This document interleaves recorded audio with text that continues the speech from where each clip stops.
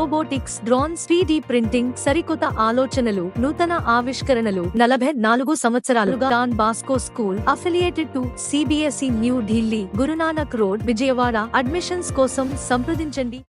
Hi hello namaste, welcome to Vigil. ఇవాల్టి మన అతిథి Republican Party of India Ambedkar రాష్ట్ర అధ్యక్షులు పిట్టా వరప్రసాద్ గారు. మాట్లాడదాం. సార్ నమస్తే. సార్ నమస్తే అమ్మా. సార్, రీసెంట్గా సుప్రీంకోర్టు ఇచ్చిన తీర్పు, దళితులుగా ఉంటూ మతం మారినట్లయితే SC/ST యాక్ట్ అనేది వర్తించదు, వాళ్ళని SC/STలుగా గుర్తించడం జరగదు అని ఏదైతే సుప్రీంకోర్టు తీర్పు ఇచ్చిందో దాని మీద ఒక సంచలనమే జరిగింది. చాలామంది ఇది అన్యాయం అని కూడా ఇప్పటికీ పోరాడుతూనే ఉన్నారు. దీనిపై మీ అభిప్రాయం ఏంటి? ఈ తీర్పు గురించి ముందు కొన్ని విషయాలు మనం మాట్లాడుకుందాం. అప్పుడు తీర్పు అవునా కాదనేది వస్తుంది. భారత రాజ్యాంగం 1950 జనవరి 26న పార్లమెంట్ ఆమోదించింది, అమల్లోకి వచ్చింది. అప్పుడు ఆర్టికల్ 25 ఉంది. 25లో ఏం చెప్పారంటే, ఏ వ్యక్తి అయినా తనకి నచ్చిన మతాన్ని అనుసరించవచ్చు, స్వీకరించవచ్చు, ప్రచారం చేయొచ్చు అని ఉంది. అంటే అప్పుడు క్యాస్ట్ లేదు దాంట్లో. ఆర్టికల్ 25లో క్యాస్ట్ లేదు. ఎవరైనా సరే, ఏ కులమైనా క్రిస్టియానిటీకి ఇష్టపడితే దాంట్లో జాయిన్ అవ్వచ్చు, లేకపోతే ఇంకో మతంలో ఇష్టపడితే జాయిన్ అవ్వచ్చు, ఏ మతాన్నైనా స్వేచ్ఛగా స్వీకరించవచ్చు, అనుసరించవచ్చు అని ఉంది ఆర్టికల్. మరి దాంతో అందరూ సమానమే కదా. అప్పుడు క్రిస్టియన్ వెళ్తే SCలైనా OCలైనా అందరూ ఒకటే, అందరికీ అన్నీ వర్తిస్తాయి. కానీ 10 ఆగస్టు 1950 అంటే ఒక 8 నెలల తర్వాత ఒక అమెండ్మెంట్ చేశారు భారత రాజ్యాంగంలో. 341, 342 అని 2 అమెండ్మెంట్లు చేశారు. ఆ అమెండ్మెంట్ ఏంటంటే, SCలకి 341, STలకి 342. దాంట్లో ఏం చెప్పారు, SCలుగా ఉన్నవాళ్ళు మాత్రం హిందువులుగానే ఉంటేనే మీకు విద్యలో రిజర్వేషన్లు, ఉద్యోగాల్లో రిజర్వేషన్లు, రాజకీయాల్లో రిజర్వేషన్లు అది. తర్వాత మీకు సంక్షేమ పథకాలు కూడా మీకు అమలవుతాయి, రిజర్వేషన్ ప్రకారమే అమలవుతాయి. 3వది 4వది ఏం చెప్పారంటే, మీకు రక్షణ కూడా ఉంటుంది, గౌరవంగా బ్రతికే హక్కు ఉంటుంది అని దాంట్లో పెట్టారు.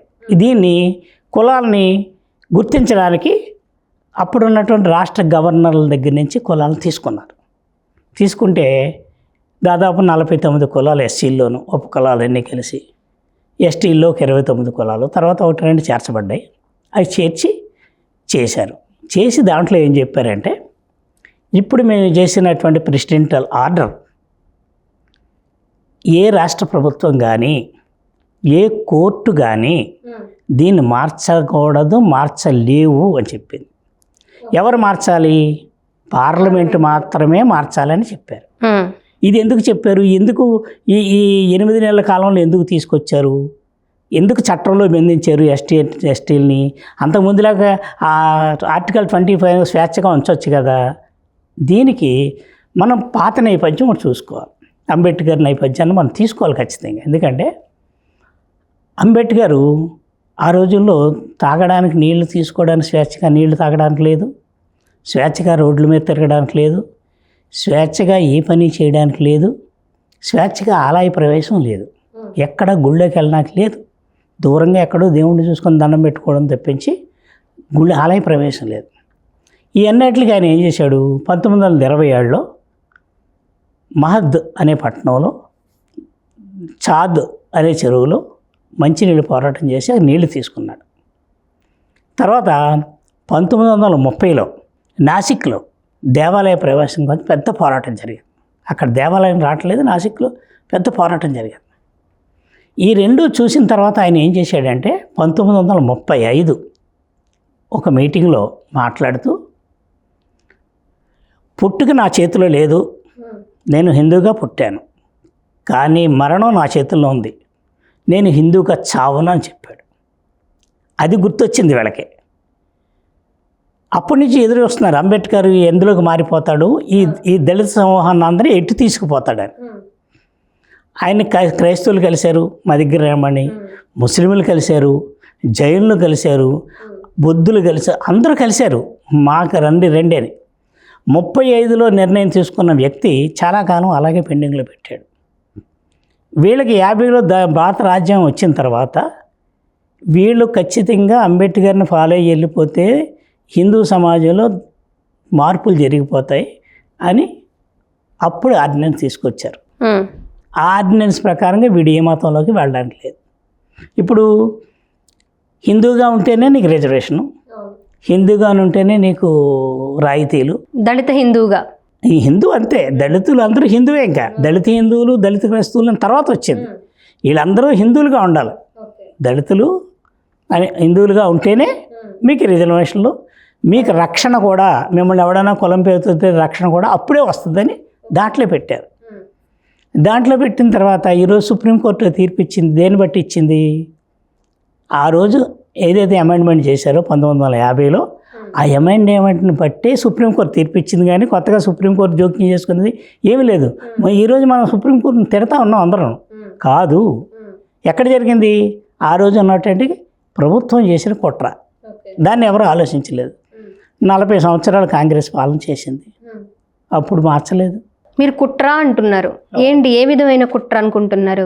ఏ విధమైన కుట్ర అంటే వీళ్ళు మేము ఎంత హింసించినా, మేము గుళ్ళోకి రానివ్వకపోయినా, చెరువుల్లోకి రానివ్వకపోయినా, చదువులోకి రానివ్వకపోయినా, దీంట్లో రానివ్వకపోయినా మేము చెప్పినట్టే మాత్రం వినాలి, వీళ్ళు బయటకు పోకూడదు అనేదే కుట్ర. ఓకే, వీళ్ళకి అన్ని అవకాశాలు ఇస్తున్నట్టు ఇచ్చారు, కానీ దాన్ని అమలు చేయడంలో మాత్రం విఫలమయ్యారు. అందుకని ఇప్పుడు ఏం చేశారు? మేము దేవుని మొక్కాలి, ఆలయం దగ్గరికి వెళ్తే మమ్మల్ని రానివ్వరు. ఆ దేవుడు ఎలా ఉంటాడో మాకు తెలియదు. వెంకటేశ్వర స్వామి ఎలా ఉంటాడో, ఈశ్వరుడు ఎలా ఉంటాడో, రాముడు ఎలా ఉంటాడో లోపలికి వెళ్ళి చూడడం, బొమ్మలు చూడడం, కానీ ఆలయంలోకి వెళ్ళడం లేదుగా. అప్పుడు వీళ్ళు ఆహ్వానించారు, రమ్మన్నారు. యేసుక్రీస్తు వారిని మేము చూపిస్తాం అన్నారు, గుళ్ళో కూర్చోబెట్టారు. అదంతా జరిగిన తర్వాత వీళ్ళంతా దాంట్లో ఆకర్షించి దాంట్లో వచ్చేసారు. కానీ వీళ్ళు చేసిన పొరపాటు ఏంటంటే వెళ్ళిన తర్వాత దీన్ని అమెండ్మెంట్ చేయాలని పోరాటాలు చేయడం మానేశారు. అక్కడ వచ్చింది చిక్కంతా. అదే వీటన్నిటినీ కూడా వ్యక్తిగత కక్షతోనో రాజకీయ కక్షతోనో దుర్వినియోగం చేస్తున్నారు కదా. ఖచ్చితంగా దాన్ని మనం సమర్థించకూడదు, మేము సమర్థించాం. ఇది ఎవరు చేస్తున్నారు? ఎవరైతే మమ్మల్ని అణగదొక్కుతూ ఉన్నారో, ఎవరైతే మమ్మల్ని గుళ్ళో రాని వాళ్ళే మళ్ళీ ఇలాంటివి మమ్మల్ని ఉపయోగించుకుంటున్నారు. దానికి ఎస్సీలే బలైపోతున్నారు. ఇప్పుడు ఎస్సీలు తప్పుడు వాళ్ళు, వీళ్ళు తప్పుడు కేసులు పెడతారు అని. నిన్న ఆ పాస్టర్ గారు పెట్టిన కేసు తప్పుడు కేసు అంటున్నారు. తప్పుడు కేసు కాదు అది. ఆయన ప్రార్థన చేయడానికి వెళ్ళాడు. ఆ పాస్టర్ గారు పాస్టర్ మతం తీసుకున్నాడు, ప్రార్థన చేస్తున్నాడు. ఒక వర్గం దగ్గరికి వెళ్ళాడు. వాళ్ళు ఇతన్ని ఒక క్రిస్టియన్గా చూడలేదు, ఒక మాదిగోడిగా చూశారు. మాది నా కొడక, మా దగ్గరికి వచ్చి ప్రార్థన చేయడం ఏంటరా, నీకు సంబంధం ఏంటి అని నేను తిట్టారు. ఈడు మరి మాదిగోడేగా, మరి క్రైస్తవుడైనా ఇది ఏం హోదా మారలేదుగా, మాదిగోడు కాబట్టి కేసు పెట్టాడు. పోలీసులు రిజిస్టర్ చేశారు. కోర్టుకు వెళ్ళిన తర్వాత క్రిస్టియన్ అని ఆ చట్టాన్ని ఉపయోగించుకొని దీన్ని చేశారు. అది లోపం జరుగుతుంది. అందు గురించి ఇది తప్పుడు కేసులుగా పోతుంది. పాస్టర్ చేసిన తప్పు. పాస్టర్ ఎందుకు చేశాడు? నీవు ఆ రోజు మా గుళ్ళోకి రానిస్తే మేము ఎక్కడ బయటికి పోగా ఇంకో గుడి దగ్గరికి వెళ్ళాల్సిన, ఇంకో మతంలోకి వెళ్ళాల్సిన అవసరం లేదు. నిజంగా మతంలోకి వెళ్ళాలి ఉండాలనుకున్నప్పుడు పూర్తిగా అన్నీ వదిలేసుకొని వెళ్ళిపోతాడు. ఇప్పుడు అన్నీ వదిలేసుకొని వెళ్ళలే. ఇక్కడ నేను నా సర్టిఫికేట్ ఎస్సీ అని ఉంటుంది, ఎస్సీ మాల అని ఉంటుంది, లేకపోతే ఎస్సీ మాదిగా అని ఉంటుంది. కానీ అక్కడికి వెళ్ళి నీ క్యాస్ట్ ఏంటని అడిగితే ఏం చెప్తాం? వెంటనే మాలోడు అని చెప్తే చిన్నచూపు చూస్తాడని క్రిస్టియన్ అంటాడు. క్రిస్టియన్ అంటే హోదా అనుకుంటాడు. దానివల్ల నాకు రాయితీలు పోతున్నాయి, నేను చట్టం ముందు దోషిని అవుతున్నానని మర్చిపోతాను. తెలియదు అలాగే. క్రిస్టియన్ అని చెప్పుకోవడం హోదా. ఇప్పుడు ఏదో మాల మహానాడు మాదిగ దండాలు వచ్చిన తర్వాత మాదిగా అని చెప్పుకుంటున్నారు. కానీ నేను ముందు సంగతులు చెప్తున్నాను. నేను పుట్టిన తర్వాత, నేను 58లో పుట్టిన తర్వాత ఈ వివక్షలన్నీ మేము ఎదుర్కొన్నాం. మాలోడ మాది కూడా అంటారని నేను క్రిస్టియన్ కాకపోయినా ఒక కార్డు ఉంది కదా, క్రిస్టియన్ అంటే అందరిలో కలిసిపోతాను, మాల క్రిస్టియనో, మాది క్రిస్టియనో, రెడ్డి క్రిస్టియనో, కాపు క్రిస్టియనో తెలియదు కదా. ఏదో కన్వర్టెడ్ క్రిస్టియన్ అంతే. క్రిస్టియన్ అంటే ఏదో మనం అగ్రకులం అనుకుంటారని మేము అనుకునేవాళ్ళం మేము చదువుకునేటప్పుడు. ఎస్సీ మాల అని చెప్తే మాలోడ్రా అని గేలి చేసేవారు పిల్లలు. అందుగురించి అది మానేసి కొంచెం దూరం వచ్చిన తర్వాత మీ క్యాస్ట్ ఏంటంటే క్రిస్టియన్ అంటే ఆడు ఆలోచనలో పెడతాడు. ఈయన మాలోడా, మాది కూడా, కాపోడా, కమ్మోడా అందరూ తీసుకున్నారు కదా. అలా మాకు కొంచెం గౌరవం కోసం చేసుకున్న పనులు. అది గురించి మేము తెలియకుండానే దాన్ని స్వీకరిస్తున్నట్టుగా అయిపోతూ ఉంది. ఇప్పుడు ఈ పార్టీలు ఉన్నాయి, రాజకీయ పార్టీలు ఈరోజు అందరూ మాట్లాడుతున్నారు. క్రైస్తవ మతం తీసుకున్న దళితులను కూడా ఎస్సీలుగానే చూడాలి అని అంటున్నారు కదా. ఎవరు చేయాలి అది? పార్లమెంట్. కానీ వీళ్ళు ఏం చేస్తున్నారు? కాంగ్రెసు, రాజశేఖర రెడ్డి గారు ఇక్కడ ముఖ్యమంత్రిగా ఉన్నారు, అప్పుడు కాంగ్రెస్ అక్కడ అధికారంలో ఉంది. మరి రాజశేఖర రెడ్డి గారు ఇక్కడ అసెంబ్లీలో బిల్లు అదే ఒక తీర్మానం చేశారు, క్రైస్తవులను కూడా దళితులు క్రైస్తవులుగా మారితే వాళ్ళకి ఎస్సీ హోదా ఇవ్వాలని. ఇచ్చిన తర్వాత అక్కడ సోనియా గాంధీ గారు వీళ్ళంతా ఉన్నారు కదా, ఈ కాంగ్రెసే కదా ఉంది. మరి అక్కడ చట్టం చేయాలిగా, చేయలేదు. ఎందుకని? వీళ్ళు ఓట్ బ్యాంకు, ఎస్సీలను ఓట్ బ్యాంక్గా చూసుకోవడానికే ఆ తీర్మానం. ఓకే. మొన్న 2014 తర్వాత 2019 తర్వాత జగన్మోహన్ రెడ్డి అధికారంలోకి వచ్చాడు. ఆయన కూడా చేశాడు, మేము ఎస్సీలని అని ఇక్కడ తీర్మానం చేశారు. తీర్మానం చేసినప్పుడు మనకి అంటగాగాడు కదా మోదీ గారితో. మోదీ గారికి మంచి దోస్తీ కదా. మరి అక్కడ పార్లమెంట్లో ఎందుకు చట్టం చేయలేకపోయారు? కాకపోతే వాళ్ళు కాదు, ఈ జగన్మోహన్ రెడ్డి క్రైస్తవులకి నమ్మకమైనోడు, మా కోసం పోరాడుతున్నాడు అని దళిత క్రిస్టియన్ల ఓట్లు సంపాదించుకోవడానికి చేసింది. ఇప్పుడు సుప్రీంకోర్టు ఏదైతే తీర్పు ఇచ్చిందో ఆ తీర్పుని మీరు స్వాగతిస్తున్నారా? మీరు ఎన్నో ఏళ్ళగా దళితులకు సంబంధించి పోరాటాలు చేస్తూ ఉన్నారు, ఆ తీర్పుని మీరు స్వాగతిస్తున్నట్టు లేనట్టు? సుప్రీంకోర్టు తీర్పుని మేము స్వాగతించాం.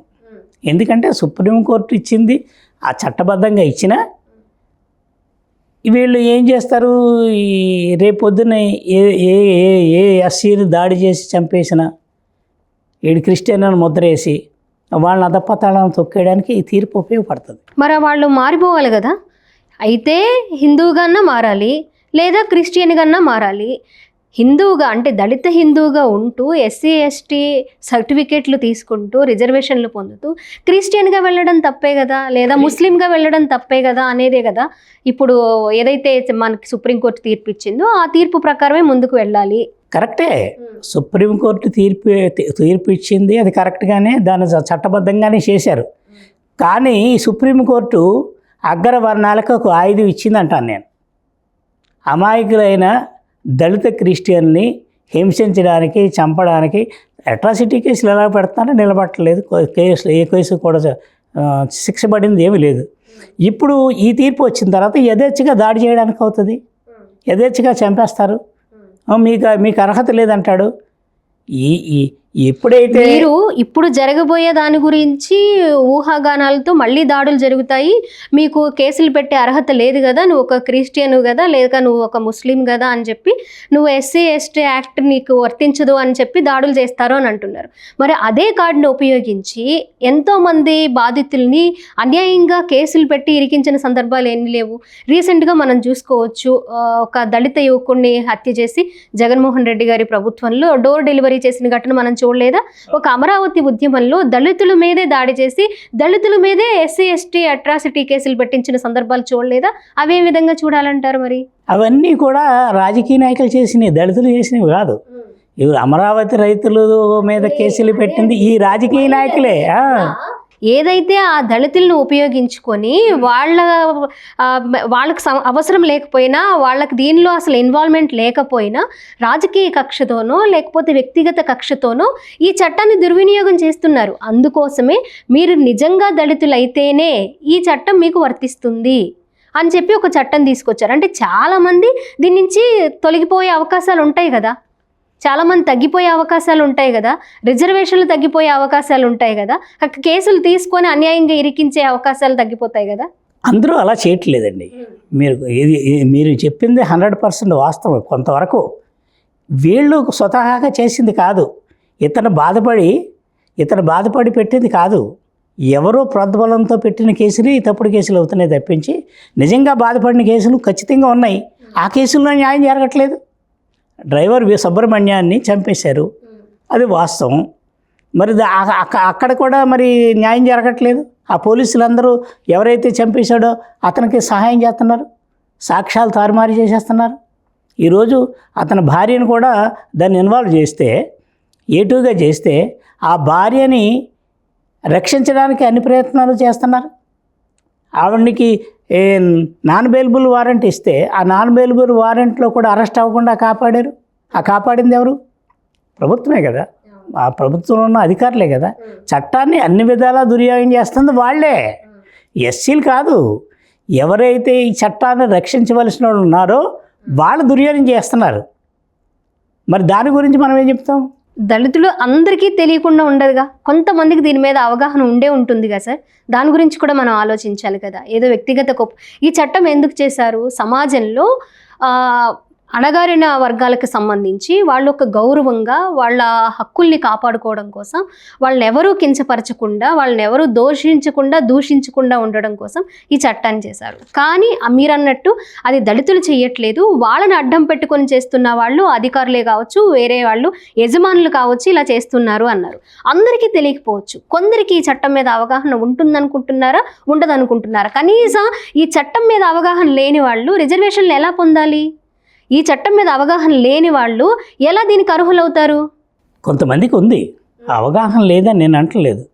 అవగాహన ఉన్న వాళ్ళు కూడా ఆర్థిక పరిస్థితుల వల్ల అవతల వాళ్ళకి లొంగిపోతూ ఉన్నారు.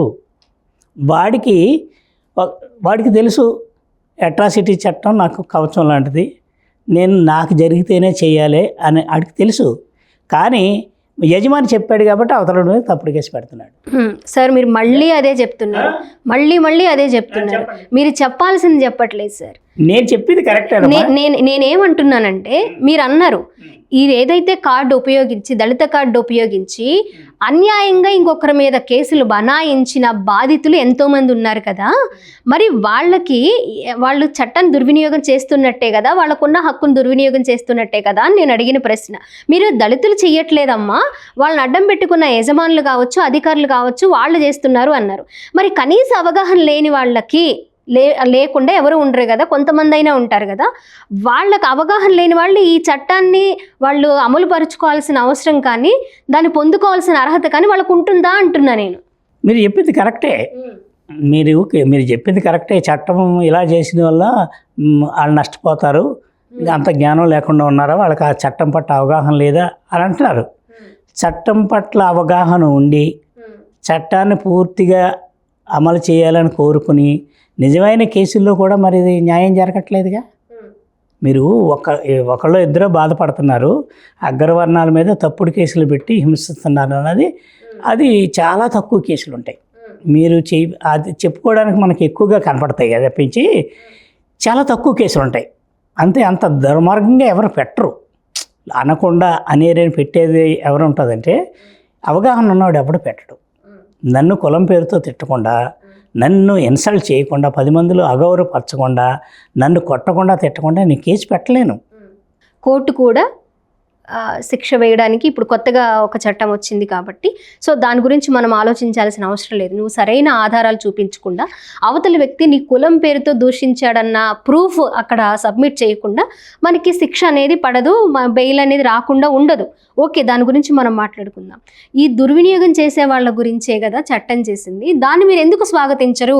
సుప్రీంకోర్టు ఇచ్చిన తీర్పుని మీరు ఎందుకు స్వాగతించరు అని అడుగుతున్నా నేను. మేము స్వాగతించామని అంటలేదు, మేము పూర్తిగా వ్యతిరేకించట్లేదు. నేను ముందే చెప్పాను, సుప్రీంకోర్టు ఆ రోజు ఉన్నట్టు చట్టాన్ని బట్టే ఈరోజు తీర్పు ఇచ్చిందని మీకు చెప్పాను. మీరు 1950లో వచ్చిన అమెండ్మెంట్ని బట్టే సుప్రీంకోర్టు తీర్పు ఇచ్చిందని నేను చెప్తున్నాను, నేను కాదని అనట్లేదు. కానీ అదొక్కటే కాదు, దళిత సామాజిక వర్గం అయినా మిగతా సామాజిక వర్గం తెలుసుకోవాల్సింది ఏంటంటే, మనం పార్టీలని అనుకోవడం కంటే మీకు ఒక విషయం చెప్తాను. 84 మంది ఎంపీలు, ఎస్సీకి చెందిన ఎంపీలు పార్లమెంట్లో ఉన్నారు. 543 మందికి 84 మంది ఎస్సీలు ఉన్నారు, 47 మంది ఎస్టీలు ఉన్నారు. అంటే 131 మంది ఎస్సీ ఎస్టీలకు ప్రాతినిధ్యం వహిస్తున్న ఎంపీలు ఉన్నారు. వీళ్ళు మాట్లాడాలి అక్కడ పార్లమెంట్లో.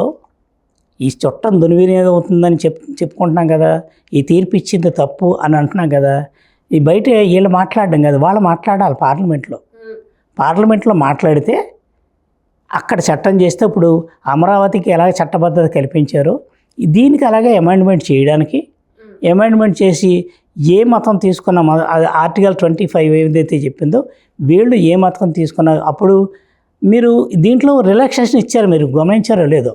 1956లో వీళ్ళకి సిక్కుల్ని మతం తీసుకుంటే వాళ్ళకి రిజర్వేషన్ ఇచ్చారు. ఎస్సీలు ఎవరైనా సిక్కు మతం తీసుకుంటే రిజర్వేషన్ ఇచ్చారు 56లో, అమెండ్మెంట్ చేశారు కదా. తర్వాత అంబేద్కర్ బౌద్ధ మతం తీసుకున్న తర్వాత 56లో చైనా పనిపోయే ముందు బౌద్ధ మతం తీసుకుని లక్షలాది మంది వచ్చిన తర్వాత వాళ్ళు కూడా డిమాండ్ పెట్టారు, మాకు ఎస్సీ హోదా ఇవ్వాలని. 1990లో ఇచ్చారు. 56లో తీసుకున్నప్పటికీ 90లో అమెండ్మెంట్ చేశారు.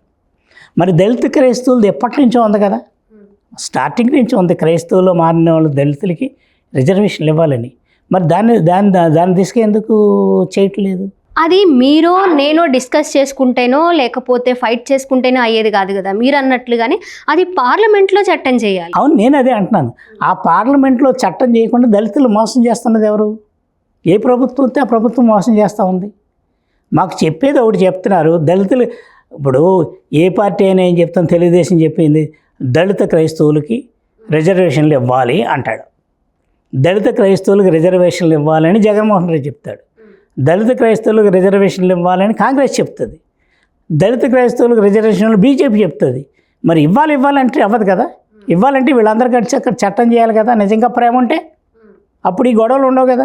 ఇప్పుడు మనం అంతకు ముందుది మీరు ఎలాగా ఇప్పుడు ప్రస్తావనకు తీసుకొచ్చారో, అప్పట్లో అంబేద్కర్ గారు బుద్ధిజం తీసుకున్నప్పుడు ఎంతోమంది బౌద్ధులు అక్కడికి వచ్చారు, వాళ్ళు కూడా మాకు ఎస్సీ హోదా ఇవ్వాలని ఫైట్ చేయడంతో దాన్ని తీసుకొచ్చారు అని. అలాగే ఇప్పుడు దళితులు క్రిస్టియన్గా మారి మతం మారినప్పుడు వాళ్ళు కూడా ఫైట్ చేస్తేనే కదా అవుతుంది. చేస్తున్నారు, చేయట్లేదు అనగాడు. క్రైస్తవులు పెద్ద ఎత్తున ర్యాలీ చేశారు. క్రైస్తవ మతంలోకి వచ్చినంత మాత్రాన మాకు ప్రత్యేకంగా ఒరిగింది ఏమీ లేదమ్మా. మేము చెప్పుకోవడానికే తప్పించి క్రైస్తవుడు అయినంత మాత్రాన దాడి చేయడం మానట్లేదు. క్రైస్తవుడు అయినంత మాత్రాన వాడిని కులం పేరుతో తిట్టడం మానట్లేదు. ఇప్పుడు ఇంకొక విషయం చెప్తాను మీకు. హోదా మారిపోవటం లేదు, హోదా ఎందుకు మారట్లేదు? ఒక గుళ్ళో బ్రాహ్మడు తీసుకోవచ్చు, క్రైస్తవ మతాలు తీసుకొని అక్కడ రావచ్చు, చౌదరి రావచ్చు, రెడ్డి రావచ్చు, కాపులు రావచ్చు, ఎస్సీలు కూడా రిజర్వేషన్ ఈ దీంట్లోంచి వచ్చి క్రైస్తవుని స్వీకరిస్తున్నారు. స్వీకరించిన తర్వాత క్రైస్తవులోకి వచ్చాడు కదా ఈ ఎస్సీ సామాజిక వర్గం. మరి రెడ్డి సామాజిక వర్గం వాడు క్రైస్తవులే కదా, వీళ్ళ అమ్మాయికి ఇస్తున్నారా? ఎవరే ఏమడుగుతున్నారో తెలుసా? రెడ్డి క్రైస్తవులు ఉంటే చెప్పండి, మా అమ్మాయికి మంచి అబ్బాయిని చూడండి. లేకపోతే మా అబ్బాయికి కాపు క్రైస్తవ అమ్మాయి ఉంటే చూడండి అన్నారు. క్రైస్తవ అమ్మాయిని చూడమంటలేదు. మరి అది ఇప్పుడు చాలామంది ఏమంటున్నారంటే క్రైస్తవం వచ్చేస్తే అన్నీ వచ్చేసింది అనుకుంటున్నారు. రావట్లేదు. క్రైస్తవం తీసుకున్నా మా ఈ బాధలు తగ్గట్లేదు. మరి అలాంటప్పుడు మేము క్రైస్తవ మతం తీసుకున్నాం కాబట్టి, క్రైస్తవంలోకి వెళ్ళాం కాబట్టి నిన్ను కులం పేరుతో నువ్వు కేసు పెట్టడానికి వీలు లేదంటాం కుదరదు కదా. అప్పుడు నువ్వేం చేయాలి? నువ్వు కులం పేరుతో ఇప్పుడు ఆయన వెళ్ళి ఒక ఆయన వెళ్ళి ఇతను దాంట్లోకి వచ్చాడు అని కేసు పెట్టి ఆ ఆర్టికల్ తీసుకొచ్చాడు. మరి ఇప్పుడు ఆ తీసుకురా అక్కర్లేదు కదా. మా అమ్మాయిని మీ అబ్బాయికి ఇస్తానను, లేకపోతే మీ అబ్బాయిని మా అమ్మాయికి ఇస్తానని చేయట్లేదుగా క్రైస్తవం అంటే. అప్పుడు క్రైస్తవుడిగా నువ్వెందుకు క్లెయిమ్ చేసి ఇచ్చేస్తున్నావు? ఇప్పుడు ఎస్సీ వాడిని క్రైస్తవుడు అని క్లెయిమ్ చేస్తున్నావు. వాడికి రిజర్వేషన్లు ఉండకూడదు, తిడితే వాడు కేసు పెట్టడానికి వీల్లేదన్నావు. వీల్లేదన్నప్పుడు నువ్వు వాడిని సమానంగా నువ్వు చూస్తే నీ మీద ఎందుకు కేసు పెడతాడు? నువ్వు ఇప్పుడు ఓ రెడ్డి గారు కాపు గారు కేసు పెట్టాడు అనుకోండి, మేము క్రైస్తవాన్ని తీసేసారనుకోండి, అప్పుడు ఈ డిస్క్రిమినేషన్ రాదు కదా. మనం అందరం క్రైస్తవులం, మీ పిల్లల్ని మేము పెళ్లి చేసుకుంటాం, మీ ఇంటికి వచ్చి మేము భోజనం చేస్తాం, మా ఇంటికి వచ్చి మీరు భోజనం చేయండి అంటే ఇంక అప్పుడు క్రైస్తవులకు అప్పుడు వీళ్ళు కేసు పెట్టి పని ఉండదా? ఇప్పుడు దళిత క్రైస్తవ ఈ పక్కన పెడదాం. ఒక వర్గం కొంతమంది దీనికి వచ్చారు, క్రైస్తవులోకి వచ్చారు. ఈ క్రైస్తవంలో వచ్చిన వాళ్ళు మళ్ళీ మాకు అట్రాసిటీ కావాలని ఎందుకు వస్తున్నారు? అక్కడ కూడా మీరు మమ్మల్ని అదే విధంగా సామాజిక వర్గాన్ని చూస్తున్నారు. మాలోడుగానే మాదిగోడుగానే చూస్తాను, క్రైస్తవుడిగా చూడలేదు. మరి క్రైస్తవుడిగా చూడలేదు కాబట్టి నువ్వు కాపుగానే ఉన్నావు, ఈడు ఎస్సీగానే ఉన్నాడు. క్రిస్టియన్ అన్ని క్రైస్తవుడుగా ఉన్నవాడిని పరిగణకు తీసుకోవట్లేదు కదా. అప్పుడు ఇది కూడా నేను తీసుకోకూడదు అంటాను. నువ్వు పిల్లనివ్వడానికి పరిగణలో తీసుకున్నప్పుడు, ఆడు మాలోడిగానే చూసినప్పుడు, నువ్వు కేసు పెట్టినప్పుడు నువ్వు క్రైస్తవుడిగా ఎందుకు చూస్తున్నావు? నువ్వు క్రైస్తవుడిగా ఉన్నప్పుడు నీ సోదరుడిగా చూసి నీ భార్య నీ పెళ్ళిళ్ళు ఎందుకు చేసుకుంటలేదు? మీ ఇంట్లోకి ఎందుకు ఆహ్వానిస్తాం లేదు? నువ్వుతో కలిసి ఎందుకు భోజనం చేయట్లేదు? అక్కడ వివక్ష ఉందిగా. మరి దీని గురించి ఆలోచించని ఇప్పుడు వీళ్ళందరూ సామాజిక వర్గం వాళ్ళందరూ దళిత క్రైస్తవులకి రిజర్వేషన్లు ఇవ్వకూడదు. ఓకే, ఏ రిజర్వేషన్లు అక్కర్లేదు, దళిత క్రైస్తవులు రిజర్వేషన్ అక్కర్లేదు అనుకుందాం. అప్పుడు మీ దగ్గరికి వచ్చేసారు కదా, ఈ సమూహం, కొంత సమూహం మీ దగ్గరికి వచ్చారు. వీళ్ళందరినీ మీరు మా క్రైస్తవుడు, నేను ఆయన పూజించేది యేసుక్రీస్తునే, మేము ఇద్దరం కలిసి మేము సంబంధ బాంధవ్యాలు కల్పించుకుంటామని ఎందుకు అంటలేదు? అప్పుడు ఈ సమస్య రాదుగా, నాకు రిజర్వేషన్ సమస్య రాదు. నువ్వు అందులోకి వచ్చిన తర్వాత నువ్వు అందరితో సమానంగా అయిపోయినప్పుడు ఈ క్రైస్తవుడు ఎస్సీ రిజర్వేషన్ కోసం ఎందుకు వస్తాడు? ఇంకా ఎస్సీ చట్టాన్ని ఎందుకు దుర్యోగం చేస్తాడు? అది కూడా ఆలోచించారు. Don Bosco CBSE School, Guru Nanak Road, Vijayawada. For the first time in Vijayawada, robotics, AI, drone making, 3D printing introduced in the school curriculum. For admissions, contact 8125265651. ఇప్పుడు మీరు అన్నట్లుగానే ఏదైతే అంబేద్కర్ రాజ్యాంగంలో స్వేచ్ఛగా మాట్లాడే హక్కు మనకుంది, నా స్వేచ్ఛగా నేను మతం మారి నేను అది ప్రచారం చేసుకునే హక్కు ఉందని మనం ఎలా మాట్లాడుతున్నారో, అలాగే రాజ్యాంగంలోనే మీరు ఏదైతే అంబేద్కర్ తీసుకున్న మతం కావచ్చు, అలాగే బౌద్ధిజము, అలాగే సిక్కులుగా మారే అవకాశం ఉంది, క్రిస్టియన్గా కానీ ముస్లింగా కానీ మారితే మాత్రం మీకు ఇది వర్తించదు అని ఉంది కదా. అది తెలిసి కూడా ఎలా మారారు? మరి తెలిసి కూడా మరి ఇప్పుడే మారలేదమ్మా, ఇప్పుడు కొత్తగా వచ్చింది ఏం కాదు ఇది. ఇప్పుడంటే వచ్చింది, కానీ అప్పట్లో ఏ రోజైతే మీ గుళ్ళోకి రానివ్వలేదో, ఏ రోజైతే మా ఆలయ ప్రవేశం లేదో, ఇప్పుడు మీరు ఇక్కడ మీరు గమనించారో లేదో, రామ్నాథ్ కోవింద్ గారు రాష్ట్రపతి కదా, పూరి జగన్నాథ్ ఆలయానికి వెళ్ళినప్పుడు ఎక్కడ కూర్చోబెట్టి పూజ చేశారు? ఆయన్ని బయట కూర్చోబెట్టి పూజ చేశారు. ఆయన ఏంటి ఎస్సీ సామాజిక వర్గాన్ని. అంటే ఇప్పటికీ వివక్ష ఉంది కదా. ఆ వివక్షను ఎదుర్కోలేక ఇలా మారుతున్నారు. మీ గుళ్ళోకి మాకు దేవుడు కావాలండి, ఏదో ఒక దేవుడిని మేము పూజించాలి కదా. చూడని దేవుడిని ఎందుకు పూజిస్తాం? ఆ రాముడిని మేము కళ్ళారా చూస్తే మేము ఇక్కడ క్రిస్టియన్లోకి రాము. అప్పుడు వెళ్ళారు వీళ్ళంతా. మీరు రామాలయంలో రానివ్వలేదు, శివాలయంలో రానివ్వలేదు, వెంకటేశ్వర గుళ్ళోకి రానివ్వలేదు, అక్కడ ఏ పూజలన్నా మమ్మల్ని రాలేదు. జాతరలోకి వెళ్తే కొడతారు అందరినీ. జాతరలో దేవదేవతలు జాతరలు జరుగుతాయి, తీర్థాలు జరుగుతాయి, అక్కడికి వెళ్తే కొడతారు. మరి అప్పుడు ఎక్కడికి వెళ్ళాలి? ఈ ప్రశ్న ఎందుకు రాలేదు? అప్పుడు మాకు దేవుడు కావాలని వెళ్ళారు, మతం మారుతామని వెళ్ళలేదు. మతం మారితే తీసేస్తారండి. ఏదో ఒక దేవుడిని పూజించాలి కదా. మనం ఏదో ఒక దేవుడిని పూజించాలి. ఆ దేవుడిని పూజించడానికి కొంతమంది సిక్కులకు వెళ్ళారు, కొంతమంది బౌద్ధులకు వెళ్ళారు, కొంతమంది క్రిస్టియన్కి వెళ్ళారు. వాళ్ళ పోరాటాల వల్ల సిక్కుల్ని కలుపుకున్నారు, తక్కువ సంఖ్యలో ఉన్నారని. బౌద్ధులు కూడా తక్కువ సంఖ్యలో ఉన్నారని రిజర్వేషన్లు కలుపుకున్నారు. ఎక్కువ సంఖ్యలో క్రైస్తవులు ఉన్నారని కలుపుకోవడానికి ఈరోజు ముందుకు రావట్లేదు. అంటే మూలం ఎక్కడుందంటే మీరు మాకు సమాన అవకాశాలు దేవుడి దగ్గర ఇవ్వలేదు, బళ్ళో ఇవ్వలేదు, గుళ్ళో ఇవ్వలేదు, మంచినీళ్ళ దగ్గర ఇవ్వలేదు, సమాజంలో తిరగడానికి ఇవ్వలేదు. మీకు పాతగా మీరు గుర్తుంచుకుంటే ఎప్పుడు పడితే ఎప్పుడు దళితుడు రోడ్డు మీదకి రావడానికి లేకుండా ఉన్న సమాజం ఉంది. ఎప్పుడు రావాలి వాడు? మిట్ట మధ్యాహ్నం సూర్యుడు నడినెత్తినేకి వచ్చినప్పుడు రావాలి. ఎందుకంటే ఉదయాన్నే వస్తే వాడి నీడలు, మనిషి యొక్క నీడ పడుతుంది కదా, ఆ నీడ చాలా దూరం వస్తుంది. మీరు అంత దూరంలో ఉన్నారు, నేను ఇక్కడ ఉంటే నా నీడ మీ మీద పడుతుంది. మీరు అగ్రవర్ణాలు చెంది బ్రాహ్మలో సంథింగ్, నా నీడ మీరు పడిన వెంటనే మీరు మైలు పడిపోతారు. మీరు మళ్ళీ ఇంటికి వెళ్ళి స్నానం చేసి బయట రావాలి. అందుకని ఎప్పుడు పడితే అప్పుడు మమ్మల్ని రానివ్వాలా బయటికి. మరి ఏం చేయాలి మేము? మూలం అది కదా. మమ్మల్ని ఎక్కడికి రానివ్వలేదు, బయటికి రానివ్వలేదు, నీళ్లు తోడుకోనివ్వలేదు, గుడికి వచ్చి దండం పెట్టుకోనివ్వలేదు, సంబరాల్లోకి రానివ్వలేదు. మరి అప్పుడు ఎక్కడో కూడా మనం ఆదరిస్తున్నారు కదా, రండి మేమున్నాం మీకు అని వాళ్ళు పిలిచారు. అక్కడ గౌరవం ఇచ్చారు.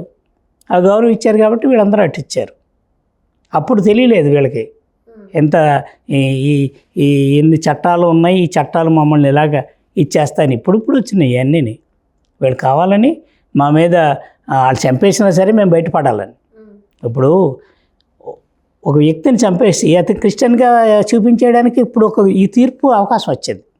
ఇప్పటివరకు లేని ప్రమాదం ఏమొచ్చిందంటే సర్టిఫికేట్ పుట్టించేస్తారు. లేకపోతే వాడు ఎప్పుడో గుడి దగ్గర లేకపోతే చర్చి దగ్గరకో దేనికో దానికి వెళ్ళుంటే వాడిని క్రిస్టియన్గా ముద్రిస్తే ఈ అట్రాసిటీ కేసులు పోతాయి, మర్డర్ చేసినోడు కూడా పోతాయి. మరి అది ప్రమాదం కాదా మాకు? మీరు అన్నారు మామూలు కేసెస్కే ఇంతవరకు ఒక తీర్పు అనేది రాలేదు, ఒక న్యాయం అనేది జరగలేదు అని చెప్పి. ఇది కూడా అలాగే తీసుకోవచ్చు కదా? అలా తీసుకుంటారు. మాకు భద్రత లేకుండా పోయే తీర్పు అంటాను నేను. ఇది ఇచ్చింది కరెక్టే, సుప్రీంకోర్టు ఇచ్చింది కరెక్టే, అంత తొందరపడి ఇవ్వక్కర్లేదు. ఈ తీర్పు వాళ్ళకే తెలుసు. వాళ్ళు కూడా ఆలోచన చేయాల ఏంటంటే ఇప్పుడు ఈ తీర్పు వల్ల మనం ఆ సమాజానికి న్యాయం చేస్తున్నామా అన్యాయం చేస్తున్నామా? పూర్తిగా దళిత సమాజికానికి అన్యాయమే. ఎందుకంటే ప్రతి ఒక్కరు చాలామంది మతం మారకపోయినా బాప్తీసం తీసుకుపోయినా గుడికి వెళ్ళడము లేకపోతే ప్రార్థనలు ఎక్కడైనా జరుగుతున్నాయో వెళ్తూ ఉంటారు. వెళ్ళింది వీళ్ళు ఫోటో తీసి పెట్టారంటే రేపు పొద్దున్న ఏముంది? అది ప్రమాదమే కదా. ఈ ప్రమాదాన్ని రక్షించవలసింది, వీళ్ళని కాపాడవలసిన బాధ్యత ఎవరిది? భారత రాజ్యాంగాన్ని రక్షించవలసిన బాధ్యత ఎవరిది? పార్లమెంట్ది, ప్రభుత్వానిది. ఇప్పుడు నేను చెప్పాను కదా 131 మంది ఎమ్మెల్యేలు ఉన్నారు కదా, ఈ ఎమ్మెల్యేలు మాట్లాడాలి పార్లమెంట్లో. ఇప్పుడున్నారు. నేను చెప్తాను, మొన్న ఒక మీటింగ్లో శర్మిల గారు అన్నారు మా నాన్నగారు రాజశేఖర్ రెడ్డి గారు చేశారని. జూపూడి ప్రభాకర్ గారు అన్నారు మా జగన్మోహన్ రెడ్డి గారు ఒక తీర్మానం చేశారని. మనం మన రాష్ట్రం గురించి మాట్లాడుకుందాం. చంద్రబాబు నాయుడు గారు లెటర్ ఇచ్చారని. ఏమిటి ఉపయోగం? ఈ లెటర్ వల్ల ఉపయోగం లేదని వాళ్ళకి తెలుసు. వీళ్ళని మోసం చేయడానికి ఈ లెటర్లు, ఈ తీర్మానాలు. కానీ చట్టం చేయాలి. మీకు ఈ సందర్భంగా చెప్పొచ్చో లేదు కానీ ఒక చెప్తాను. మా వాళ్ళు ఎమ్మెల్యేలు గాను ఎంపీలు గాను ఉన్నారు. వాళ్ళందరూ మాట్లాడాలని నేను ఇప్పుడు మాట్లాడుతున్నాను, కానీ వాళ్ళు మాట్లాడట్లేదు, అక్కడ మాట్లాడట్లేదు. అప్పుడు మనకి ఉమ్మడి ఈ మద్రాసు ఆంధ్రప్రదేశ్ కలిసి ఉండేది. మనం మద్రాసీలు అని కూడా అంటారు ఇప్పుడు కూడా. మద్రాసు రాష్ట్రాన్ని విడిపోయే ముందు ఈ నాసిక్ దేవాలయం చెప్పాను కదా మీకు, కానీ కాలారాం దేవాలయం నాసిక్లో జరిగే పోరాటాలు, దళితులకు కూడా ఆలయ ప్రవేశాలు కల్పించాలని పెద్ద పోరాటాలు జరుగుతున్న క్రమంలో రాజగోపాలాచారి గారు అప్పుడు ముఖ్యమంత్రి. ఆయన దళితులకు కూడా ఆలయ ప్రవేశం కల్పించాలని చట్టం చేద్దాం అసెంబ్లీలో అని ఎస్సీ లీడర్లందరికీ ఏం మాట్లాడాలో నోట్స్లు అవి తయారు చేసుకొని మాట్లాడి విధానం అంతా చెప్పారు. వీళ్ళంతా ప్రిపేర్ అయిపోయారు. కానీ అక్కడ ఉన్నటువంటి మొన్న మిగతా ఎమ్మెల్యేలు ఉన్నారు కదా, వాళ్ళందరూ దీన్ని చేయడానికి వీలు లేదని అడ్డుపెట్టారు. వీళ్ళు తయారై వెళ్ళిపోయారు. వీళ్ళ అసెంబ్లీలో బిల్లు పెడతారు, మనం మాట్లాడదాం అని. రాజగోపాల్ గారు వీళ్ళందరికీ ఒక సమాచారం ఇచ్చారు, మీరు ఎవరు మాట్లాడొద్దు, మనం బిల్లు పెట్టట్లేదు. అరే బిల్లు పెట్టాలని మేమంతా ఆశగా ఉన్నాం, మా జనం అంతా ఎదురు చూస్తున్నారు, మాకు దేవుడు లేడు, ఆ దేవుడిని చూసే అవకాశాన్ని ఇచ్చే బిల్లు ఈరోజు పెడతానని చెప్పి ఇలా మా ఎందుకు చేస్తారు, కుదరదు, మాకు బిల్లు పెట్టాలని అడగాలిగా, అడగలే, మాట్లాడకుండా వచ్చేసారు. అంబేద్కర్ ఏమన్నారంటే మీరు కరిచే కుక్కల్లా లేకపోయినా కనీసం మురిగే కుక్కల్లా ఉండి అలా కూడా చేయలేదు, తోక ఊపుకుంటా వచ్చిన కుక్కలా వచ్చేసారని చెప్పాడు.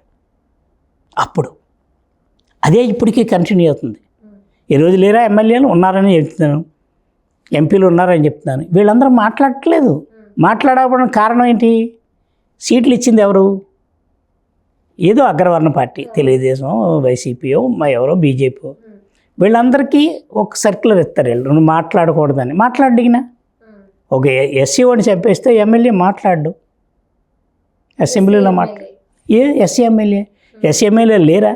అక్కడికి వెళ్తే మాకు ఇంటర్వ్యూలు కూడా ఎవరాలు ఆడు ఏమనుకుంటాడంటే నాకు ఎమ్మెల్యే వచ్చింది, ఈ సీట్లు నేను బదిలీ చేసుకోవాలి, ఆయన చెప్పినట్టు వింటే ఎంతకాలం అయినా ఆయన దగ్గర నేను పాలేరుగా పనిచేయచ్చు. అక్కడికి వచ్చి బయటకు వచ్చి నేను ఉపన్యాసాలు ఇవ్వడానికి పనిచేస్తాను, ఎస్సీలకి ఇచ్చేస్తున్నాం వచ్చేస్తున్నాం మా ప్రభుత్వం అని చెప్పడానికే పనిచేస్తున్నారు వీళ్ళు, అది చేయట్లేదు. మరి రాజకీయంలోనే వివక్ష చూపిస్తుంటే మీరు రాజ్యాంగం గురించి ఎలా మాట్లాడతారండి? రాజ్యాంగాన్ని మార్చవలసింది రాజకీయ నాయకులే. రాజ్యాంగంలో అమెండ్మెంట్ చేసింది, వాళ్ళకి కావాల్సిన అమెండ్మెంట్లు ఎన్ని చేసుకున్నారు? భారత రాజ్యాంగాన్ని వచ్చిన తర్వాత వాళ్ళకి నచ్చిన అమెండ్మెంట్లు చాలా చేసుకున్నారు కదా.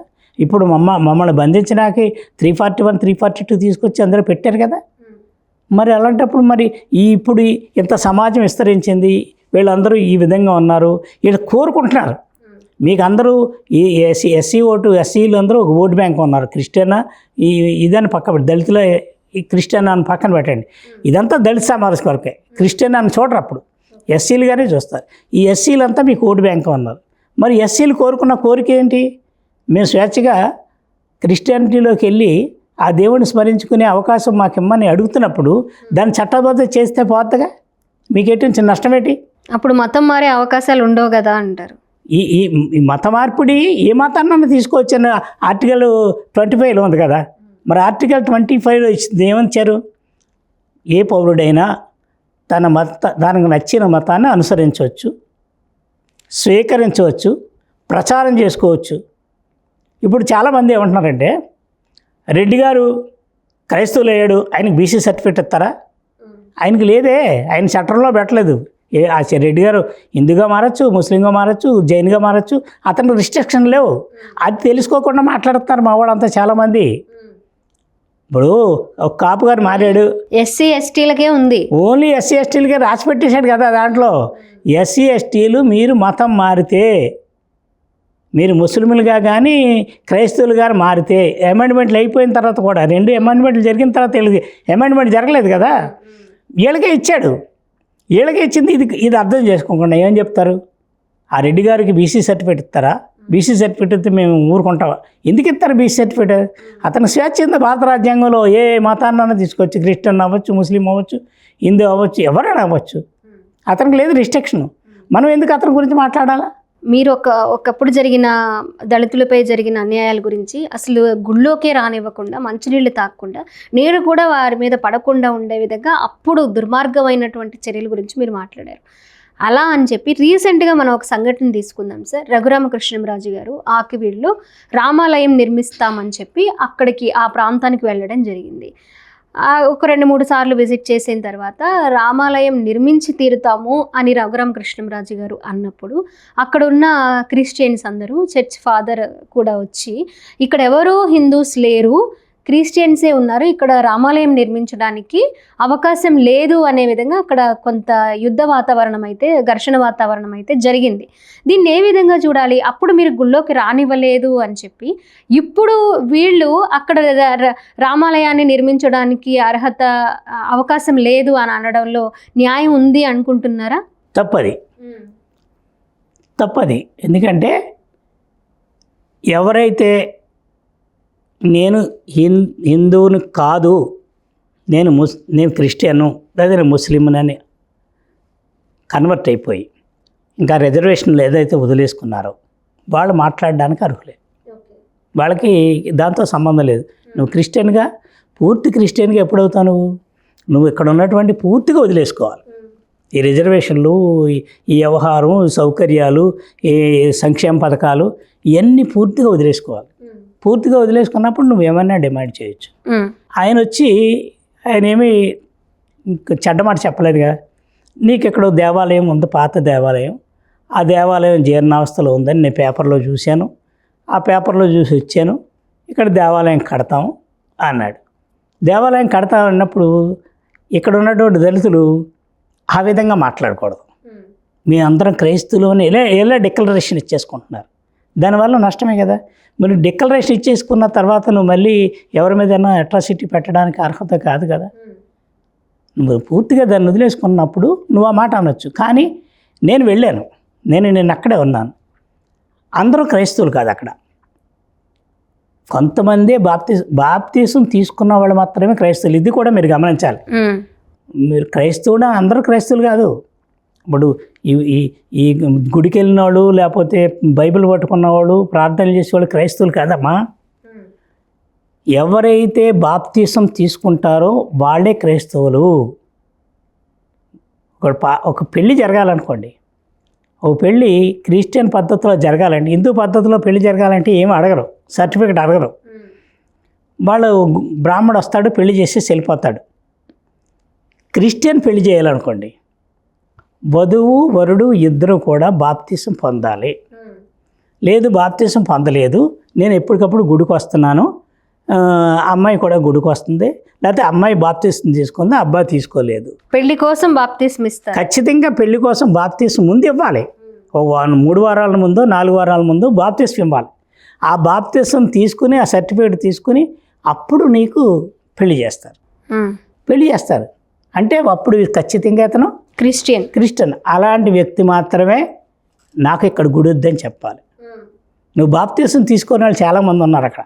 దాడులు జరగడం అంటే దేవాలయాన్ని నిర్మించడానికి వచ్చిన వాళ్ళలో దాడులు కూడా చేశారు. అక్కడ ఉన్న వాళ్ళు దాడులు కూడా చేశారు, మనం వార్తల్లో చూసాము. అది ఆ దాడి ఎంతవరకు కరెక్ట్ అంటారు? ఎందుకంటే ఇక్కడ విషయం ఏంటంటే సార్, అక్కడ పూర్తిగా ఎలాంటి దేవాలయం లేకుండా కొత్తగా అన్ని చర్చిలున్న మధ్యలో వెళ్ళి దేవాలయం నిర్మించట్లేదు. ఆల్రెడీ ఉన్నది శిథిలావస్థకు ఉన్న దేవాలయాన్ని పునర్నిర్మించడం కోసం పూనుకున్నారు. అది ఏ విధమైనటువంటి తప్పు కాదు, మీరన్నట్లు నేనన్నట్లు. కానీ దాన్ని కూడా ఒక తప్పే. ఇక్కడ అందరూ క్రిస్టియన్స్ ఉన్నారు, ఇక్కడ వచ్చి రామాలయం నిర్మించడం, ఎవరు మేము గుళ్ళోకి వెళ్ళం కదా, ఇక్కడ మాకు రామాలయం వద్దు అని వాదించే వాళ్ళు అక్కడ చాలామంది ఉన్నారు. కానీ వాళ్ళందరూ క్రిస్టియన్స్ కాదు అని మీరు అంటున్నారు. అక్కడ ఉన్న వాళ్ళకు కూడా తెలుసు, మేమందరము క్రిస్టియన్ చర్చిలకి వెళ్ళినా కూడా ఎస్సీలుగానే ఒక దళిత కులంలోనే మేము ఉన్నాము అని వాళ్ళకు కూడా తెలుసు. కానీ ఆ దళిత కార్డును ఉపయోగించి కూడా వాళ్ళు ఇప్పటికీ కూడా ఫైట్ చేస్తూ ఉన్నారు. దాన్ని ఏ విధంగా చూడాలంటారు? ఇది ముమ్మాటికి తప్పు. మీరు ఇంకో విషయం చెప్తాను. అక్కడ గుడి గురించి మాట్లాడే ముందు ఒక పాస్టరు ఒక హిందూ సమాజం ఉన్నటువంటి ప్రాంతంలోకి వెళ్ళిపోయి అక్కడ ఏదో కొంచెం ఒక గది తీసుకుని అక్కడ 4-5 వస్తే అక్కడ చర్చి నడుపుతున్నాడు. వాళ్ళని చర్చి నడపొద్దని అంటలేదే. హిందూ సమాజం మీరు ఇక్కడ చర్చి నడపడానికి వీలు లేదు అని అంటలేదు కదా. ఎక్కడో కొన్ని చోట్ల జరుగుతున్నాయి. చర్చిలను కూలగొడుతున్నారు, పాస్టర్లను చంపుతున్నారు, బైబిల్ని తగలబెడుతున్నారు కొంతమంది ఉన్నమాదులు.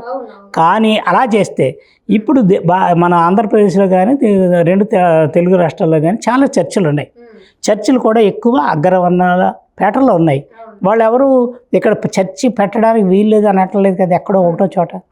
ఇక్కడ మీకు ఈ సంఘటనలో కూడా అతను గుడి కడతానన్నాడు, అతను డబ్బులు ఎట్టు కడతా అన్నాడు. నువ్వు పూజ చేయకపోతే నా నష్టం ఏంటి? ఒక పూజారిని పెడతారు, నిత్యం పూజలు జరుగుతూ ఉంటాయి. నువ్వు ఎవరైతే నేను వెళ్ళను అనుకున్నాడు మానేయండి. వెళతానన్నవాడిని కూడా మనం వద్దని వెళ్ళలేం కదా. అందరి తరపున మనమే అకాలతో తీసుకోలేంగా. ఒకవేళ రేపు పొద్దున కట్టిన తర్వాత ఎస్సీలోనే కొంతమంది వెళ్ళి అక్కడ ఇంతకాలంగా నిగూఢంగా ఉన్నవాళ్ళు వెళ్ళి పూజ చేయొచ్చేమో. దాన్ని ఎవరు చేయలేదు. ఇక్కడ పాయింట్ కూడా సార్, ఇప్పుడు ఎవరైతే హిందువులుగా ఉన్న వాళ్ళు క్రిస్టియన్ గాను ముస్లిం గాను మతం మారుతూ ఉన్నప్పుడు ఈ హిందువులు అందరూ కూడా వెళ్ళి నువ్వు ఆ మతం తీసుకోవద్దు, ఆ చర్చిలకు వెళ్ళొద్దు అని వీళ్ళందరూ ఒకళ్ళతో పుచ్చుకొని వెళ్ళి అడగడం లేదు కదా. లేదు అలాగనుకుంటే అసలు మత సామ్రాజ్యం కొన్ని చోట్ల జరుగుతుంది. కొంతమంది ఉన్మాదులు ఉంటారు, హిందువుల్లోనూ కూడా ఉన్మాదులు ఉన్నారు. వాళ్ళు చర్చిలు తగలబెడుతున్నారు, బైబిల్ని తగలబెడుతున్నారు, పాస్టర్లను చేస్తున్నారు. చాలా చోట్ల జరుగుతున్నాయి. కానీ ఎక్కువ శాతం జరగట్లేదు. ఎక్కువ శాతం స్వాగతిస్తున్నారు. వాళ్ళు కూడా మతాన్ని స్వీకరిస్తున్నారు, క్రైస్తవ మతాన్ని స్వీకరిస్తున్నారు, ఆహ్వానిస్తున్నారు. మరి అలాంటప్పుడు ఇక్కడ కూడా ఈ వేళ్ళు కొంచెం క్షణికావేశంలో ఏదో మరి వాళ్ళు ఎందుకు చేశారో కానీ అంత చేయవలసిన అవసరం లేదు. అంత ఘర్షణ పడవలసిన, కొట్లాటకి వెళ్ళవలసిన అవసరం లేదు. ఇంకా గుడి నిర్మాణం జరగలేదు. గుడి నిర్మాణం జరగాలని రాసింది పేపరు, ఒక సాక్షి పేపరు. ఆ సాక్షి పేపర్ చూసి ఆయన ఇన్స్పైర్ అయ్యి వెళ్ళాడు. ఆయన వెళ్ళింది, నేను వెళ్ళి విచారణ చేసినప్పుడు ఆయన ఉగాది రోజు వెళ్ళాడు. ఉగాది రోజు వెళ్ళినప్పుడు వీళ్ళందరూ వచ్చి అక్కర్లేదని చెప్పారు. అయిపోయింది. మన శ్రీరామనవమికి వచ్చాడు. వచ్చిన తర్వాత ఎవరినైనా అక్కడ దండ వేసుకుంటే ఏంటి మీకు అభ్యంతరం? ఆయన పూలమాల వేసుకున్నాడు. అది జీర్ణ వ్యవస్థలో ఉన్న ఒక విగ్రహానికి పూలమాల వేసుకున్నాడు. మీకేంటి అభ్యంతరం? మీరు దండం పెట్టకండి, అది దండం పెట్టుకుని పోతాడు. ఆ పూలదండం తీసి విసిరేయడం అన్నదే దుర్మార్గం. అదే ఇది ఇక్కడ కూడా మతోన్మాదం అంటాను నేను. హిందువులు ఏ విధంగా మతోన్మాదం చేస్తున్నారో క్రైస్తవులు కూడా ఆ విధంగా మతోన్మాదం చేయకూడదు. పోనీ నీకే అతని డబ్బు, లేకపోతే తిరుమల తిరుపతి దేవస్థానం వాళ్ళు ప్రతి దేవాలయాలు ఎస్సీ పేటలో కడతా అన్నారు. మేమేమన్నాం, ఎస్సీ పేటలో దేవాలయాలు అక్కర్లేదు, ఆ డబ్బులు ఎట్టి ఒక కమ్యూనిటీ హాల్ పెట్టండి, లేకపోతే ఒక బడి పెట్టండి, ప్రజలకు ఉపయోగపడి పని చేయండి, ఇప్పుడు దేవాలయాలు అక్కర్లేదు అని అంటున్నాం. మీరు కూడా అలా అనండి. కట్టుకుంటే ఆయన కట్టుకున్నాడు, మీకు వచ్చిన నష్టం ఏంటి, మాకు వచ్చిన నష్టం ఏంటి?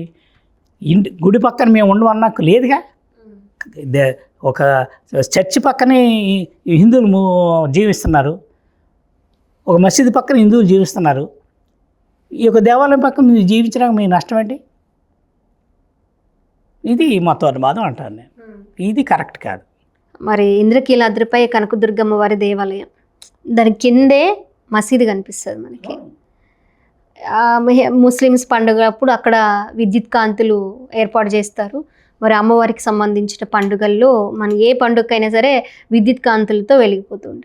అక్కడ ఎలాంటి ఘర్షణలు జరగలేదే? లేదు, చాలా చోట్ల హిందూ దేవాలయాలు ఇవి కలిసే ఉన్న మసీదులు ఆ రెండు పక్క పక్కనే ఉంటాయి.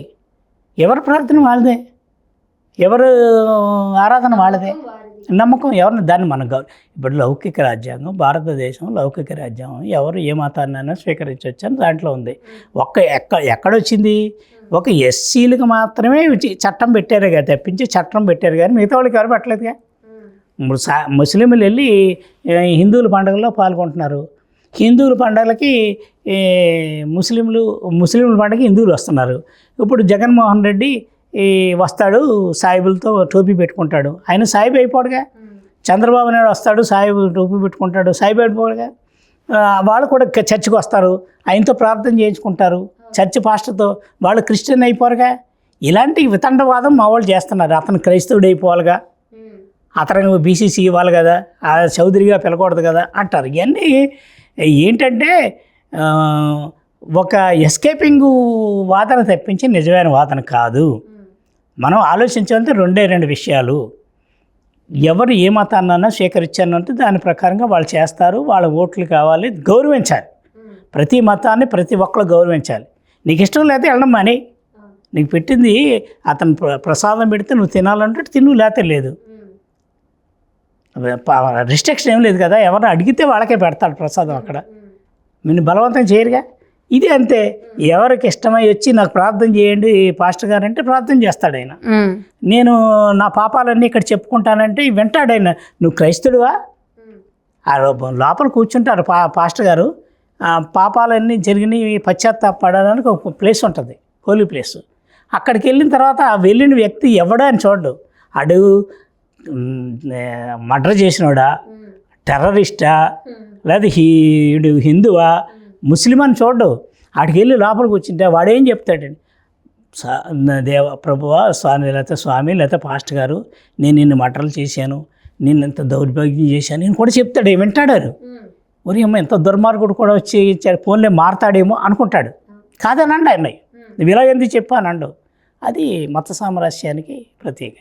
ఇప్పుడు చిక్కంతా ఎక్కడ వచ్చిందంటే ఎస్సీలు ఈ చట్టంలోనూ ఉండాలి అని 1950లో వచ్చారు. ఇప్పుడు మనకి 50 నుంచి ఇప్పటికి 76 సంవత్సరాలు అంత అవుతుంది కదా, 76 సంవత్సరాలు. ఈ 76 సంవత్సరాల్లో అనేక ప్రభుత్వాలు మారిని, అనేక మంది అడుగుతున్నారు. క్రైస్తవులు అందరూ అడుగుతున్నారు. క్రైస్తవులే కాదు, క్రైస్తవేతరులు కూడా పాపం దళితులకి క్రిస్టియన్గా మారితే వాళ్ళని ఎస్సీ రిజర్వేషన్ ఇవ్వాలని మిగతా సంఘాలు కూడా అడుగుతున్నాయి, మిగతా పార్టీలు అడుగుతున్నాయి. అగ్రవర్ణాలు కూడా సపోర్ట్ చేస్తున్నారు దళిత క్రైస్తవులకు రిజర్వేషన్లు ఇవ్వాలి అని. మరి చట్టాన్ని మార్చాల్సింది వాళ్ళు కదా. ఆ విధంగా పోరాటం జరిగితే దీనికి పరిష్కారం దొరుకుతుంది. ఎప్పటికైనా సరే కొన్ని సంవత్సరాల పాటు పోరాడితే కానీ మీ హక్కుల కోసం ప్రతిఫలం దక్కుతుంది. ఇప్పుడు ఖచ్చితంగా ఇది వీళ్ళతో తప్పనిలేవు, వాళ్ళతో తప్పనిలేవు, కానీ రెండు తప్పులు ఉన్నాయి. ఉన్మాదం ఎక్కడైనా ఉన్మాదమే. ముస్లింలు చేసినా ఉన్మాదమే, హిందువులు చేసినా ఉన్మాదమే, క్రైస్తవులు చేసినా ఉన్మాదమే. ఉన్మాదం పనికిరాదు. మతాన్ని గౌరవించాలి. ఎవరు మతాన్ని వాళ్ళు స్వీకరించారు, గౌరవించుకుంటే ఈ గొడవలు రావు. అంతవరకు సరిపోయి ఇక్కడికి వచ్చేటప్పటికి ఎస్సీలుగా ఉన్నవాడు క్రైస్తవులుగా గుడికి వెళ్తే వీడి మీద కొట్టినా, వీడిని చంపినా, వీళ్ళ భార్యలను రేప్ చేసినా, వీళ్ళ కుమార్తెను చంపేసినా, రేప్ చేసి చంపేసినా, నువ్వు ఎస్సీగా క్రిస్టియన్గా ఉన్నావు, నీకు చట్టం వర్తించడం దుర్మార్గం అంటాను నేను. వీడి కులం మారలేదు, వీడి పుట్టుక మాల, నువ్వు క్రిస్టియన్గా ఉండు లేదా బుద్ధిస్ట్గా ఉండు, మాల మాదిగానే చూస్తాడు తప్పించి చంపేటప్పుడు ఇది క్రిస్టియన్ అని చూడలేదు. అది గమనించాలి. మిగిలిన వారి వాదన ఏంటంటే ఈ ఎస్సీ ఎస్టీ అట్రాసిటీ కేసులు అన్యాయంగా ఇంకొకరి మీద బనాయించి వాళ్ళని శిక్షార్హుల్ని చేస్తున్నారు, దాన్ని మిస్యూజ్ చేస్తున్నారు. ఈ చట్టం రావడం వల్ల, సుప్రీంకోర్టు తీర్పు రావడం వల్ల కొంతవరకు తగ్గుతుంది, ఇలా అన్యాయంగా ఇరికించే వాళ్ళ సంఖ్య తగ్గుతుంది అనేది ఇంకొంతమంది వాదన. మీ వాదనతో నేను ఏకీభవించాను. ఎందుకంటే ఇప్పటి వరకు కొంత భయం ఉంది, ఇప్పటి వరకు చంపేవాడు కొంచెం భయం ఉంది, ఇప్పుడు స్వేచ్ఛగా చంపడానికి అవకాశం ఉంది. ఈ తీర్పు వల్ల దళితులు ఇంకా దుర్మార్గంగా, ఇంకా దారుణంగా చెరిచివేయబడ్డానికి, చంపబడ్డానికి ఈ తీర్పు ఉపయోగపడుతుంది అంటాను నేను. ఆయన ఇచ్చింది కరెక్టే కావచ్చు, ఆ తీర్పు చట్టబద్ధంగా ఇచ్చాడు కాబట్టి దీన్ని ఎక్కడైతే అవకాశంగా తీసుకున్నారో యథేచ్ఛగా చంపేస్తారు. ఎందుకంటే ఎక్కువ మంది చర్చికి వెళ్తున్నారు, వాళ్ళ బాప్తీసం తీసుకున్నారా లేదని సర్టిఫికేట్లు వెరిఫై చేస్తేనే తెలియదు. ఇప్పుడు ఎవరైనా వెళ్ళొచ్చు, చర్చికి ఆరాధించుకోవచ్చు, రావచ్చు. బాప్తీసం తీసుకున్నవాడు మాత్రమే క్రిస్టియన్ను. ఆ క్రిస్టియన్ ఆడు సర్టిఫికేట్ వెరిఫై చేసి మొదట్లోనే ఈ అట్రాసిటీ దొంగ సర్టిఫికేట్ పెడితే తీసేయచ్చు, కోర్టు దాకా వెళ్ళక్కర్లేదు. ఎవరైనా అయ్యో ఉంటాడు, ఇన్వెస్టిగేషన్ ఆఫర్ డిఎస్పీ చేయాలి. తప్పుడు కేసు పెట్టాడు, ఒక కన్వర్టెడ్ క్రిస్టియన్ తప్పుడు కేసు పెట్టాడు, నువ్వు ఎక్కడ వెరిఫై చేయాలి? గుడికి వెళ్ళాడా, బైబిల్ పట్టుకున్నాడా, ప్రార్థనా మందిరంలో ఉన్నాడా, ఇదిగా చూడవలసింది. అతను కన్వర్ట్ అయ్యాడా, ఇతను బాప్తీసం సర్టిఫికేట్ ఉందా లేదా, నువ్వు ఎక్కడ తీసుకోవాలి? ఆ చర్చికి వెళ్ళి మనం క్యాస్ట్ సర్టిఫికేట్ ఎక్కడ తీసుకుంటున్నాం? ఎంఆర్ఓ ఆఫీస్కి వెళ్ళి క్యాస్ట్ సర్టిఫికేట్ తీసుకున్నాం. ఎంఆర్ఓని క్యాస్ట్ సర్టిఫికేట్ ఇస్తున్నాడు, ఎందుకంటే నువ్వు క్రిస్టియన్ కాదు, నువ్వు డిక్లేర్ చేయలేదు, నువ్వు హిందువే. కాకపోతే నువ్వు అక్కడ నీకు ఇక్కడ స్వేచ్ఛగా ప్రార్థన చేసుకోలేదు, అక్కడ ప్రార్థన. ఇప్పుడు ఏం చెప్తున్నారు? సర్వమతాలు ఒక్కటే, అల్లా అయినా ఈశ్వరుడైనా వెంకటేశ్వర స్వామి అయినా దేవుడు అంతా ఒక్కటే అన్నప్పుడు ఎవరిని పూజిస్తే నీకేటి? ఎప్పుడు నువ్వు అబ్జెక్షన్ పెట్టాలంటే, నిజంగా నేను చెప్పాను కదా, బాప్తీసం తీసుకొని పెళ్లి చేసుకుంటాడు కదా, క్రిస్టియన్ మ్యారేజ్ చేసుకొని అలాంటి వ్యక్తికి ఉంటే నేను అప్పుడు అబ్జెక్షన్ పెట్టవచ్చు, దాన్ని నువ్వు సవాల్ చేయొచ్చు. మొదట్లోనే నువ్వు దుర్వినియోగం కాకుండా అడ్డుకట్టుకోవచ్చు. అది మానేసి ఇప్పుడు నువ్వు క్రిస్టియన్గా ఉన్నావు కాబట్టి నువ్వు కేసు పెట్టడానికి లేదంటే ఎలా కుదురుతుంది? ముమ్మాటికి తప్పు. ప్రతి గుడికి వెళ్ళిన వ్యక్తి క్రైస్తవుడు కాదు, బాప్తీసం తీసుకున్నవాడు మాత్రమే క్రైస్తవుడు. అలాంటి వాడు చేస్తే మేము కూడా దాన్ని సమర్థించాం. ఇప్పుడు ఏమీ తెలియనివాడు గుడికి వెళ్తాడు, గుడిలో మీకు తెలియదమ్మా, ఇది ముందు ఈ బేదరికలో ఉన్న వీళ్ళందరూ కూడా బాప్తీసం తీసుకోకుండా గుడికి ఎందుకు వెళ్ళేవారంటే అక్కడ ఆయిల్ ఇచ్చేవారు, గోధుమలు ఇచ్చేవారు, బియ్యం ఇచ్చేవారు, బట్టలు తీసుకొచ్చి ఇచ్చేవారు. పాస్టర్లు విదేశాల నుంచి బట్టలు ఇస్తే ఆ బట్టలు పోసుకోవడానికి గుడికి వెళ్ళేవారు. గుడికి వెళ్ళి కూర్చుని వాళ్ళకి బాప్తీసం లేదు, అది హిందువే. ఇలాంటి హిందువులు అందరికీ ఇవాళ మరి ఈ చట్టం మరి దుర్మార్గంగా ఉంటుందిగా. మీరు చెప్పింది సుప్రీంకోర్టు చట్ట ప్రకారం ఇచ్చామని చెప్తే మేము సమర్థిస్తాం, కానీ ఈ చట్టం అందరికీ ఉపయోగిస్తానంటే ఊరుకోం. ప్రతి క్రైస్తవుడు దళితుడు క్రైస్తవుడు కాడు, అది ఆ గుడికి వెళ్ళొచ్చు, ఏమైనా చేయొచ్చు, కానీ బాప్తీసం తీసుకుంటేనే అదే ప్రాతిపదికగా తీసుకోవాలి. అంతవరకు దీన్ని చట్టాన్ని బాప్తీసంతో ముడిపెట్టి పని చేయాలి తప్పించి, అంటే అతను పాస్టర్గా ఉన్నాడు కాబట్టి అతను కొట్టేశారు కాబట్టి అతను ఖచ్చితంగా బాప్తీసం తీసుకుంటేనే కానీ పాస్టర్గా ట్రైనింగ్ అయితే సర్టిఫికేట్ తీసుకుంటాడు కాబట్టి దీన్ని ఒప్పుకోవచ్చు. కానీ భవిష్యత్తులో ఎలాంటి దాంట్లో ఒప్పుకోవడానికి వీల్లేదు. నేను ఖచ్చితంగా వాదిస్తాను. ఎవరు క్రైస్తవుడా కాదా, నువ్వు గుడికి వెళ్ళాడా లేదా అన్నది కాదు, బాప్తీసం తీసుకుంటేనే క్రైస్తవుడు. అలాంటి వాడి సర్టిఫికేట్ ఉంటే నువ్వు ఎక్కడ అదిలోనే నువ్వు దాన్ని ఆప్ చేసేచ్చు. మిమ్మల్ని వేధించక్కర్లే, చాలా సింపుల్. పోలీసులు కూడా తెలుసుకోవాలి. ఎప్పుడు ఖచ్చితంగా కేసు నమోదైన వెంటనే ఇతను క్రిస్టియన్ అని చెప్తారు. క్రిస్టియన్ ఆ గుడికి వెళ్ళాడు, బైబిల్ పట్టుకున్నాడు, ఈ ఫోటోలు చెల్లవు. ఒక్క బాప్తీసం సర్టిఫికేట్ ఆ గుడికి వెళ్ళి ఏ గుడికి వెళ్తున్నాడో ఆ పాస్టర్ని అడిగి నువ్వు బాప్తీసం తీసుకున్నాడా లేదా ఆయన సర్టిఫై చేయమనండి. ఆ సర్టిఫికేట్ తీసి నువ్వు నేను అది తీసేస్తున్నావు తీసేయచ్చు కదా, మనకు కేసు తీసేయచ్చు. దీతను కూడా అబ్జెక్షన్ పెట్టరు. కాని వాళ్ళు చాలామంది ఉన్నారే, వాళ్ళందరూ నష్టపోతారు, అమాయకులందరూ బలైపోతారు, అమాయకులందరినీ చంపేస్తారు. మీరు వేయచ్చగా. దానికే నేను చెప్తాను, దీన్ని మీరు అలుసుగా తీసుకోకండి. సుప్రీంకోర్టు తీర్పుని అలుసుగా తీసుకుని దళిత క్రైస్తవుల మీద దాడి చేస్తే కబడ్దారని చెప్తాం. మీరు అన్నట్లుగా ఏదైతే క్రిస్టియన్గా ఉన్నవాళ్ళు కేవలం బాప్తీసం తీసుకున్న వాళ్ళని మాత్రమే ఒక క్రిస్టియన్గా పరిగణించి మిగిలిన వాళ్ళందరికీ కూడా ఏదైతే ఈ ఎస్సీ హోదాని రిజర్వేషన్ని కల్పించాలని మీరు అడుగుతూ ఉన్నారు. చూద్దాం అది ఎప్పటికీ చట్టం అవుతుంది, అది అవుతుందా లేదా, ఈ విధంగానే కంటిన్యూ అవుతుందా అనేది చూద్దాం సార్. మీరు సుప్రీంకోర్టు తీర్పుని స్వాగతించము, ఈ విధంగా ఉంటే కనుక ఇంకాస్త దాడులు దళితుల మీద పెరిగే అవకాశాలు ఉన్నాయి, ఈ అర్హత కూడా కోల్పోతే యథేచ్ఛగా ఇలాంటి దారుణాలు జరుగుతాయి అని చెప్పి అంటున్నారు. సో దాన్ని మిస్యూజ్ చేయకూడదు, దీన్ని మిస్యూజ్ చేయకూడదు అనేది మన ఇద్దరి వాదన. చూద్దాం ఏ విధంగా జరుగుతుంది అనేది. మీ ప్రయత్నం మాత్రం అలాగే చేయాలని కోరుకుంటూ ఉన్నాము. అలాగే మీరెవరైతే సైలెంట్గా ఉన్నారని అనుకుంటున్నారో వాళ్ళు కూడా ధైర్యంగా ముందుకొచ్చి మాట్లాడాలి అని కూడా కోరుకుందాం. Thank you so much sir, చాలా వాల్యుబుల్ టైంని మా విజిల్ ప్రేక్షకుల కోసం స్పెండ్ చేశారు. ధన్యవాదాలు. థ్యాంక్ యూ అమ్మా.